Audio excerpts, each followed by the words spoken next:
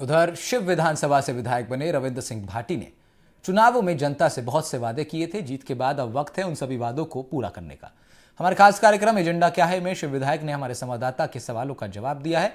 सवालों के जवाब में उन्होंने शिक्षा, चिकित्सा, जलापूर्ति और बिजली के संकट पर काम करने की बात कही है। और क्या क्या कहा उन्होंने और अगले 100 दिनों का क्या है शिव विधानसभा सीट से विधायक रविंद्र सिंह भाटी का एजेंडा, देखिए हमारी खास रिपोर्ट।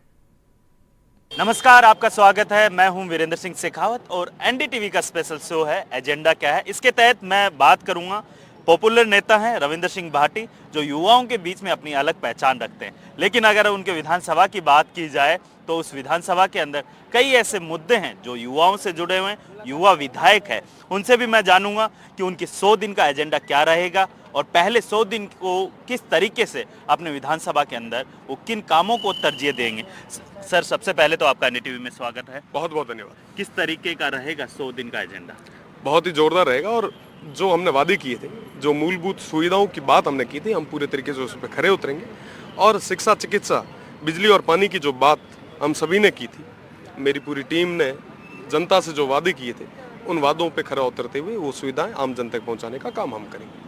लेकिन एक सवाल, जिस तरीके से आप युवा हैं, युवाओं के मुद्दे काफ़ी आपने कॉलेज टाइम में भी उठाए, अब कह सकते हैं कि सदन में आ चुके हैं, तो अब क्या वो जो कॉलेज के अंदर एक रविंद्र सिंह भाटी का जो कह सकते हैं कि जोश अब विधानसभा में भी देख हम बेवड़ो जोश है। इतना दिन तक तो बड़े हो सके कि कई बार कही तो नहीं कही तो, पर हमें युवाओं की बात, पूरे प्रदेश रे युवाओं की बात सदन रे मेज तक रखा, आगे तक रखा और मेरा पूरा भरोसा है उंवारी बात ना सरकार भी सुन है और उंवर हक रे मीना में फैसला भी करवा। लेकिन एक सवाल और, क्योंकि जिस तरीके से पिछली सरकार के अंदर देखा गया था, चाहे वो महिला अपराध हो, चाहे वो युवाओं से जुड़ा हुआ पेपर लीक हो, तकरीबन 17 से अधिक परीक्षाएं हुई है, प्रतियोगी परीक्षाएं, उनमें पेपर लीक हुए हैं और उनकी वजह से कई युवाओं ने हताश होकर आत्महत्या जैसे कदम भी उठाए हैं।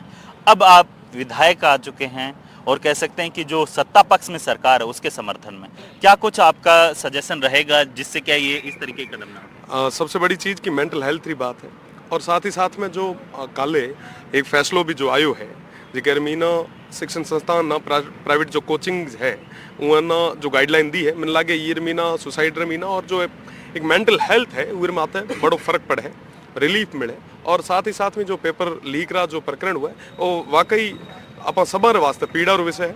आने वाली सरकार ये चीज़ की पुनरावृत्ति नहीं करे, मैंने एडो उम्मीद है, एडी भरोसा है।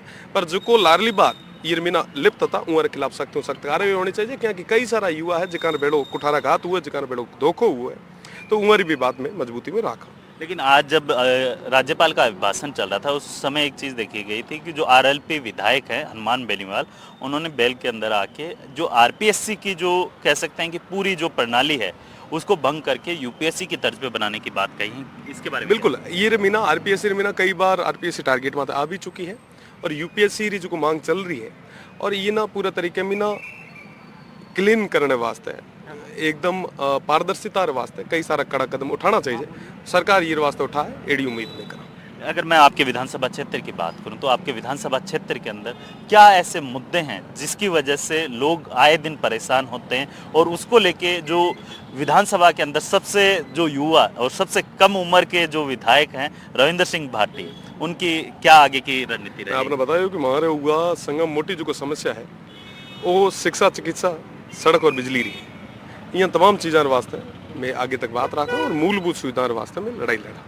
अगर सड़क की बात की जाए, क्योंकि आप उस क्षेत्र से आते हैं, पानी की बात की जाए, जहाँ पे पानी के लिए काफ़ी दिक्कत होती है, उसको लेके क्या रहेगी? की बात करें उम्र वास्ते, आज आप देखो कि किसान आदमी है वो वोल्टेज के कारण परेशान है, ट्रिपिंग के कारण परेशान है और उस जगह में जनरेट में करा बढ़िया पर माना कहीं कुन बढ़े पड़े, तो ये तमाम चीज़ें हैं जो सदन तक रखा और मैं ले रहा हूँ।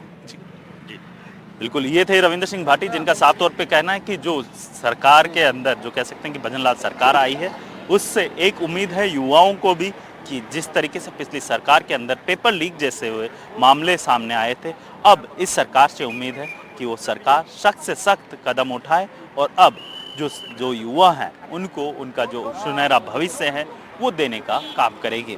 जयपुर से कैमरामैन जसराज के साथ वीरेंद्र सिंह शेखावत, एनडीटीवी।